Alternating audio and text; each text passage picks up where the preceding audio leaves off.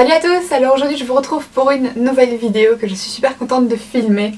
Et en fait, il s'agit d'une vidéo sur ceci. Donc, il s'agit de la Vice 4 de chez Urban Decay. Et oh mon dieu, ça ressort tellement bien quand j'étais comme ça en mode... désolée. Donc en fait, je l'ai commandé sur Sephora il y a un peu plus d'une semaine. Il y a une semaine pile en fait au moment où je filme cette vidéo. Et je l'avais aussi commandé en même temps que la palette Le Grand Palais de Too Faced. Je vous en ai fait une photo sur Instagram, donc avec les deux palettes, il y a une revue de la palette de Too Faced qui arrive. Il y a aussi bien évidemment un tutoriel qui arrive avec cette fameuse palette, comme ça vous le savez. C'est pas avec celle-là que je fais mon maquillage aujourd'hui, mais je voulais absolument vous en parler. Donc en gros ce que je vais faire dans cette vidéo c'est un peu vous montrer comment elle se présente, vous faire des swatchs, des fards, vous faire une comparaison avec la Vice 3 et voilà, donc c'est parti. Alors en gros tout d'abord la boîte se présente comme ceci, c'est exactement le même format que la boîte précédente. À l'arrière donc vous avez toujours un petit descriptif des fards. J'adore le packaging cette année, en fait c'est en espèce de... Je vais dire non mais c'est plutôt gris anthracite et vous avez comme une espèce de toile d'araignée, mais c'est pas vraiment comme une toile d'araignée. Un petit peu duochrome, donc vert, mauve, bleu. Enfin vraiment magnifique, vous avez écrit Vice dans le coin inférieur droit en violet.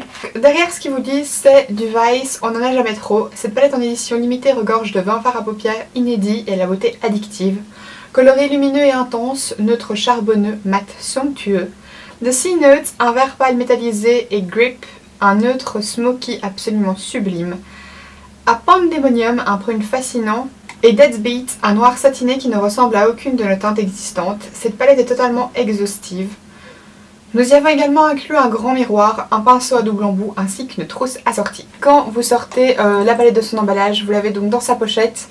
La pochette en fait est un petit peu plus jolie en vrai qu'en caméra, c'est-à-dire que là quand je regarde dans le retour écran, je la vois pas exactement comme elle est en vrai et j'avais la même impression. C'est-à-dire qu'en fait en caméra je trouve qu'elle ressort comme une palette noire avec le même motif que sur la palette mais en argenté. Alors qu'en fait effectivement le motif est argenté mais dedans il y a des espèces de... comme de points en fait, c'est pas vraiment tout l'argenté qui est comme ça mais vous avez comme des points verts, roses, surtout vert et rose en fait, donc je regarde bien.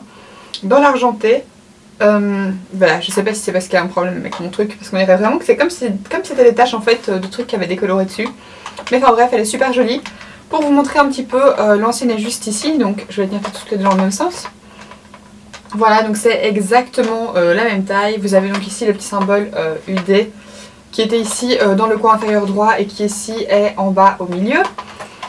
Et en fait si je ne prends rien que les pochettes, je trouve que celle-ci est beaucoup plus agréable en fait. Je sais pas pourquoi mais l'ancienne me semble un petit peu plus dure, un petit peu plus rigide. Celle-ci est super cool. Maintenant c'est qu'une simple pochette, le seul truc qui est un petit peu embêtant c'est que comme elle est très fine, à part mettre la palette je trouve que comme trousse à maquillage ça devient un peu compliqué parce que les trucs peuvent pas vraiment se mettre l'un sur l'autre. Mais voilà, c'est une trousse comme une autre et je trouve que c'est bien pour éviter d'abîmer votre palette quand vous l'emportez. Bon, forcément je sais que je bouge beaucoup. Donc je remène beaucoup de maquillage avec moi et voilà, enfin sinon c'est exactement le même format. Hein. Quant à la palette en elle-même, voilà à quoi elle ressemble, elle est superbe. Une fois en fait qu'on la retire de la boîte, l'espèce de motif est plus bleuté et vert en fait. Il n'y a pas vraiment de mauve comme on pouvait voir sur la boîte, c'est vraiment bleuté et vert. Et en fait je sais pas si vous allez voir, mais en dessous de ce fameux motif brillant, vous avez de nouveau le même motif mais genre mis inversement en noir brillant parce que le dessous de la palette est noir mat. Ce motif là n'est pas peint en fait sur la palette, c'est vraiment une espèce de couche en plus, donc c'est en 3 dimensions et je trouve ça vraiment très très joli.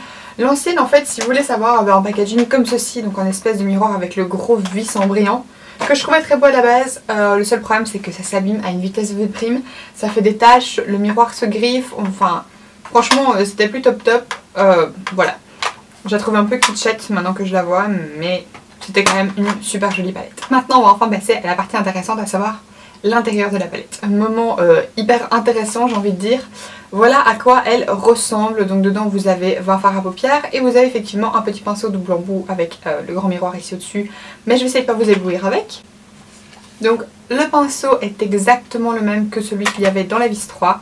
C'est-à-dire que là j'ai les deux l'un à côté de l'autre. En fait si vous voulez la seule différence c'est que celui de la Vice 4 est violet et celui de la Vice 3 était vert anis. Mais sinon c'est tout à fait les mêmes. Même longueur de pinceau, même longueur de poil, même forme. Je trouve pas ce pinceau super utile parce qu'en fait comme c'est de l'espèce de duo fibre, Je trouve que ça attrape pas super bien les fards. Le côté un petit peu estompeur est trop fin, je trouve, que pour bien estomper. Mais voilà, c'est toujours intéressant à avoir dans sa collection. Et pour ce qu'il en est des fards, donc vous en avez 20. Vous avez du neutre. Alors en fait, les deux palettes comprennent plus ou moins le même genre, enfin le même nombre plus ou moins de fards neutres. C'est juste qu'il y en a plus facilement des grisés dans la Vice 4 qu'il y en avait dans la Vice 3. Qu'est-ce que je pense de cette palette? Je l'adore, je l'adore, je l'adore, je l'adore. Le fard pour lequel j'étais le plus excitée, et c'est peut-être pas ce qu'on aurait pensé, mais en fait c'est le fard Bitter qui est juste ici, donc il y a les fameux briques mat. Il est magnifique et j'étais super pressée de l'avoir parce qu'en fait, je cherchais un fard comme ça depuis longtemps, juste parce qu'en ce moment en automne c'est ce qu'on voit dans tous les maquillages et je trouve ça tellement beau et j'étais vraiment dégoûtée de ne pas avoir de fard comme ça. Est-ce que les deux palettes sont différentes? Alors, en photo sur internet, j'avais l'impression qu'il y avait pas mal de fards qui se ressemblaient. Mais une fois en vrai, c'est pas du tout le cas. Même les fards pour lesquels je pensais qu'il y aurait des ressemblances ne se ressemblent en fait pas du tout. Donc, de toute façon, je vais faire des swatchs et je vais vous faire des swatchs donc, de chaque fard. Et je vous ferai aussi donc des swatchs des fards dont je pensais qu'il y aurait des similitudes. Mais franchement, ils sont magnifiques. Les fards sont super pigmentés, comme toujours avec Urban Decay. Seulement, je pense qu'il faut quand même le préciser, les fards sont poudreux. Je trouve que les Vice palettes ont des fards beaucoup plus poudreux que les autres palettes, notamment le Naked. Personnellement, j'ai que les Naked et les Vice palettes, la troisième et la quatrième. Je trouve pas que les fards des palettes Naked soient aussi poudreux que ceux des palettes Vice. J'ai tendance à trouver qu'en général, ce sont les fards mat dans les palettes Vice qui sont les plus poudreux. Notamment dans la troisième, c'était le fard Downfall qui est juste ici en fait. C'était le deuxième fard dans la colonne de droite, je pense pour vous, mais qui est à ma gauche. Et en fait, c'était une espèce de beige assez chaud et c'était d'un poudreux de folie. Franchement, c'était limite honteux. Mais voilà, je vous ai déjà dit, je préfère avoir des fards poudreux qui sont pigmentés que des fards secs qui ne sont pas pigmentés ou des fards poudreux qui sont carrément pas pigmentés. Mais je vais pas vous mentir, au bout d'un moment ça me fait un peu chier de devoir toujours essayer mon dessous de l'œil avec un coton démaquillant. Donc voilà, mais franchement ça s'utilise et les fards sont d'une beauté. Enfin, à la base en voyant ce palette je me suis dit oula qu'est-ce que je vais faire. Enfin, je sais pas trop ce que je vais faire comme maquillage avec. Et l'autre jour, j'étais chez Kevin et je lui ai fait ok bah dis-moi en quelle couleur tu voudrais que je me maquille. Et il a regardé la palette et il m'a dit bah fais-toi un maquillage vert. Et du coup j'ai utilisé le fard qui est juste ici qui s'appelle Grasshopper, qui ne ressemble pas du tout à Dragon de la VS3. De nouveau je vous ferai des swatchs, mais je vous ai mis une photo en fait du maquillage que j'avais fait sur Instagram. Et du coup j'ai fait un espèce de smoky vert et brun. Donc j'ai utilisé du coup aussi le fard Delete, le fard Bitter toujours. Et je pense que j'avais utilisé un peu de C-Note, donc qui est le vert ici au milieu. Au niveau du coin interne, voilà, j'ai vraiment joué avec les couleurs et j'avais trouvé ça super joli. Donc voilà, comme quoi on peut vraiment s'amuser avec cette palette. J'aime en fait les palettes Vice parce que comme il y a beaucoup de couleurs très colorées, ça me force un peu à sortir de ma zone de confort. J'aime bien faire des maquillages différents que ce que j'ai d'habitude.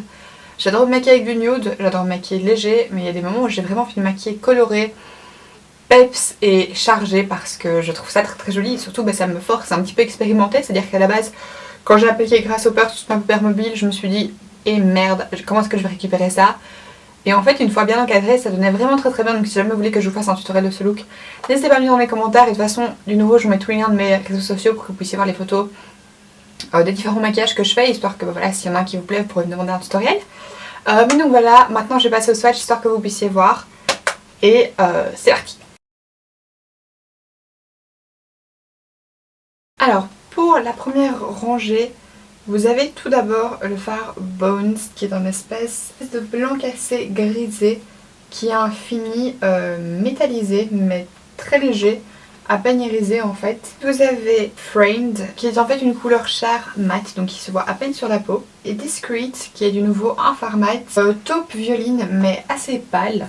Bitter donc c'est un fard comme je vous l'ai déjà dit, brique mat absolument magnifique. Dans la deuxième rangée, vous avez le fard Grip, donc qui est un fard argenté pailleté. Fastball qui est un espèce de rose duochrome un peu pêche métallisé, absolument superbe. Grasshopper qui est un vert, magnifique vert, j'ai envie de dire un peu émeraude. Flame qui est un fard pailleté, cuivré orangé, absolument superbe lui aussi. Vous avez ensuite Deadbeat qui paraît un peu pailleté dans la palette mais qui ne l'est pas. C'est un or en fait satiné, c'est ça, il a un reflet un petit peu satin. 1985 qui est un rose violet absolument superbe. Vous avez Sea Notes qui est un espèce de vert sapin assez pâle. Low, donc qui est un taupe assez foncé, pailleté, et pour le coup par contre celui-là fait énormément de chute. Dans la quatrième ligne, vous avez Beat Down qui est un espèce de mauve violet intense, satiné, absolument superbe. Underhand qui est un prune, lui aussi satiné, magnifique, qui va très très bien avec la saison pour le coup. Arctic qui est un turquoise vert d'eau pailleté. Et vous avez Crowbar qui est un kaki pailleté lui aussi, même si une fois appliqué les paillettes se voient un petit peu moins.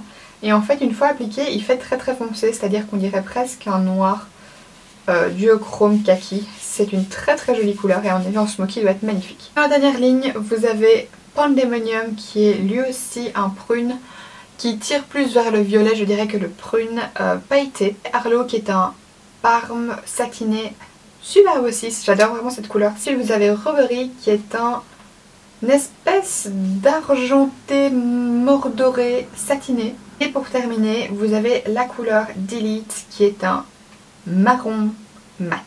Alors ensuite il y a quelques fards, je trouvais dans la vis 3 et la vis 4 qui se ressemblent, donc du coup j'ai décidé de vous faire des swatchs des deux fards l'un à côté de l'autre histoire que vous puissiez voir un peu la différence. Pour commencer j'ai pris en fait le fard Fastball de la vis 4 et le fard Alien de la vis 3 qui se ressemblent vaguement dans la palette et qui j'avais l'impression se ressemblaient surtout très fort en ligne.